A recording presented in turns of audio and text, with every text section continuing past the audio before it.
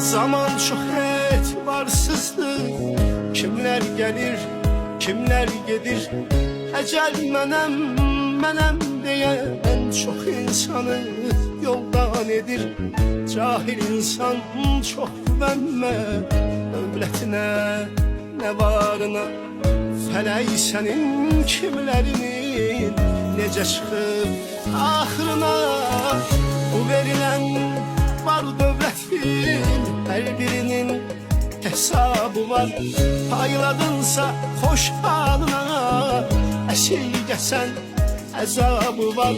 Zaman çox etibarsızdır. Kimler gelir, kimler gedir. Ecel menem diyen çok insanı yoldan edir.